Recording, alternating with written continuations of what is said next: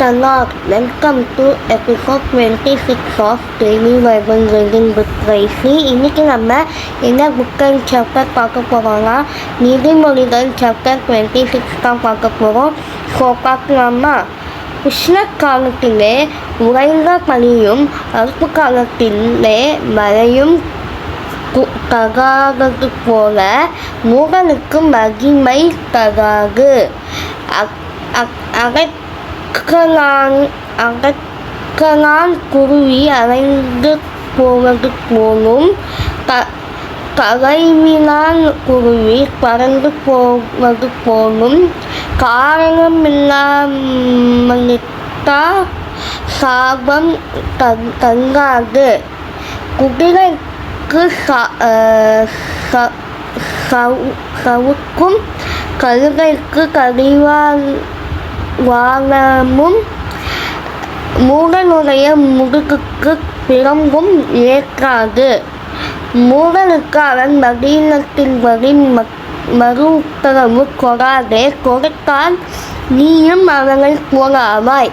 மூடனுக்கு அவன் மதீனத்தின்படி மறு உத்தரவு கொடாவிட்டால் அவன் தன் பார்வைக்கு ஞானியாயிருப்பான். மூடன் கையிலே செய்தி அனுப்புகிறவன் தன் கால்களையே தரித்து கொண்டு நஷ்டத்தை அடைக்கிறான். நொண்டியின் கால்கள் குந்தி நடக்கும்.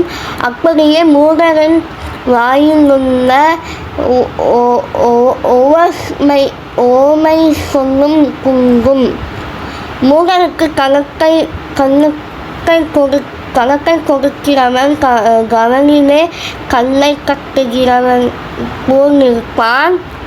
மூடன் வாயில் அகப்பட்ட பழமொழி வெறியன் கையில் அகப்பட்ட முள்ளு. பெலத்தவன் அனைவரையும் நோக பண்ணி மூடனையும் வேலை கொள்ளுகிறான். மீறி நடக்கிறவர்களையும் வேலை கொள்ளுகிறான். நாயனாக தான் கத்தினதை தின்னும்படி திரும்புவது போல மூடனும் தன் மூலத்தனத்துக்கு திரும்புகிறான். தன் பார்வைக்கு ஞானியாய் இருப்பவனை கண்டாயானால் அவனை பார்க்கிலும் மூடனை குறித்து அதிக நம்பிக்கையாய் இருக்கலாம். வழியிலே சிங்கம் இருக்கும், நடுவீதியில் சிங்கம் இருக்கும் என்று சோம்பேறி சொல்லுவான். கதவு கீழ்மூலையில் ஆடுகிறது போல சோம்பேறியும் படுக்கையில் ஆடிக்கொண்டிருக்கிறான். சோம்பேறி தன் கையை கணத்திலே வைத்து அதை தன் வாய்க்கு திரும்ப எடுக்க வருத்தப்படுகிறான். புத்தியுள்ள மறு உத்தரவு சொல்லத்தகும். 7 பேரை பார்க்கிலும் சோம்பேறி தன் பார்வைக்கு அதிக ஞானமுள்ளவன். வழியே போகையில் கணக்காக வழக்கில் தலையிடுகிறவன் நாயை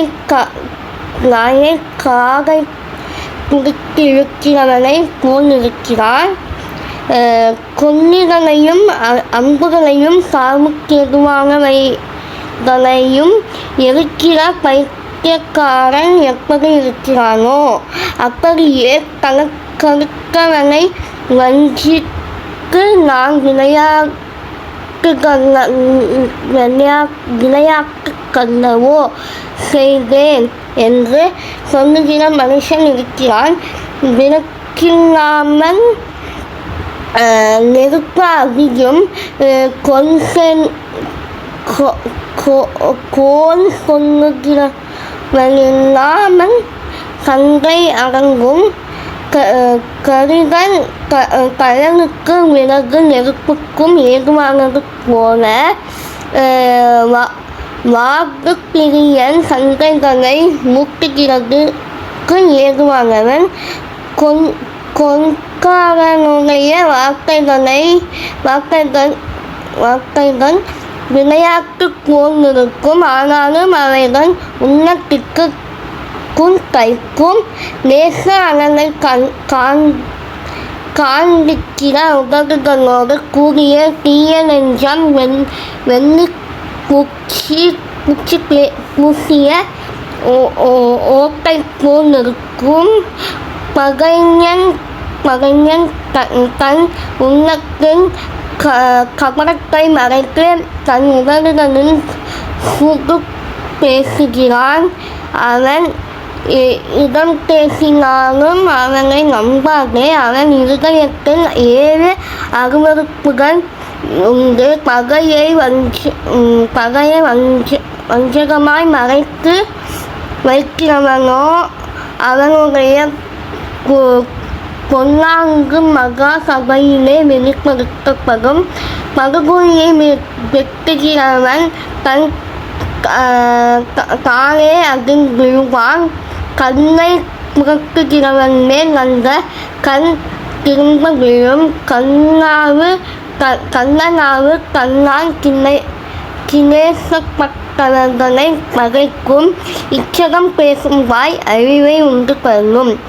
நீதிமொழிகள் 26ஆம் அதிகாரம் 1 to 28 வசனங்கள் வரை. இந்த வீடியோ பிடிச்சிருக்கோம் நம்புகிறேன். இந்த வீடியோ பிடிச்சிருந்தா லைக் பண்ணுங்கள், ஷேர் பண்ணுங்கள், கமெண்ட் பண்ணுங்கள். மறக்காமல் சப்ஸ்கிரைப் பண்ணுறேங்க. இதே மாதிரி வேறு என்னென்ன வீடியோஸ் போடலான்னு சொல்லிட்டு கமெண்ட் பண்ணுங்கள். அப்புறம் மறக்காமல் எங்கள் பெண் ஐக்கான் வந்துட்டு கிளிக் பண்ணுறது. அப்புறம் இந்த ரெகுலர் வீடியோஸ் உங்கள் தேடி வந்துட்டே இருக்கும். இதே மாதிரி என்னென்ன வீடியோஸ் போடலான்னு சொல்லிட்டு மறக்காமல் கமெண்ட் பண்ணுறேங்க. தேங்க்யூ ஃபார் வாட்சிங். Bye bye. See you in the next video. Bye.